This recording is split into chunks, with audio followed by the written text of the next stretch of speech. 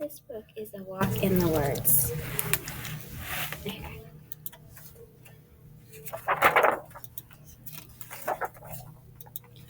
Drawing always came naturally to me. I drew all the time. I just did it like breathing. Every day after playing with my friends, I'd come home and draw stories that I made up. It was like diving into my own world. I liked words. Did I skip a page? I liked words too. One at a time, when I was reading, I had to picture every single word, but long sentences, no way. I would start a long sentence and then my mind began to wander. I was the slowest reader in my class. When everybody was turning to the next page, I was still on the first sentence. Nobody knew, but the books knew, and they were coming for me. So many words, so many pages. Books weren't always scary. The first ones were friendly with the big pictures and only a few words. But little by little, the pictures got smaller and the text got longer. I could pick out the words that I do, but the rest looked like squiggles. It was a reign of terror. My drawing pad was my safe place. A whole page of text looked like a wall keeping me out. By now, everyone in my class was reading book after book except me. What if they found out that I couldn't keep up? I had to face it. I was alone and lost in a world of words. Everywhere I looked, there were big words, scary words, strange words.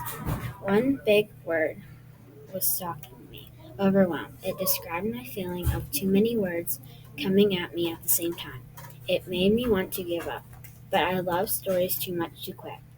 I was good at picturing stuff in my head. Maybe I could try picturing a way out. I grabbed overwhelm and broke it off over, so it just said whelm. It meant the same thing, but was more my size. Now I could whelm the words before they overwhelmed me. I just read at my own pace. After all, it was my walk in the words. It took time to look for words that I knew. There they were, like stepping stones, leading me onward. I jumped over the words that I didn't know and let the words I knew lead me into the story. After a while, I was thinking about reading. I just wanted to know what happened next.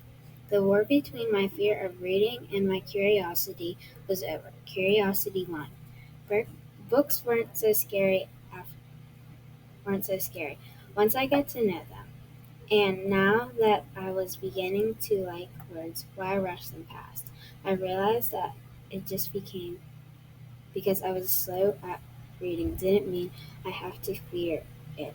I also learned that there were many great people that were slow readers. I honor them all in my Slow Readers Hall of Fame.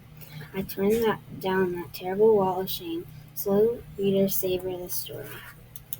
I experimented with ways to tell my stories. I could still tell a story with pictures, or I could tell them with words. My favorite was using both. I remember how my horses got better the more I drew them. My writing would improve too. I wrote every day.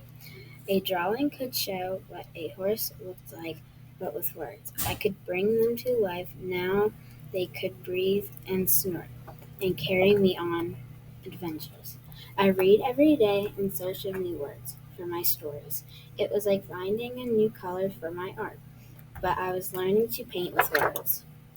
There were still times when I felt lost at a sea of words.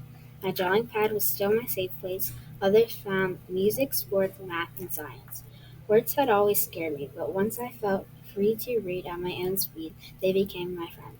I could unlock the magic of stories and even become a storyteller myself, turning that sea of words into an ocean of possibilities. Now all I have to do is enjoy the ride.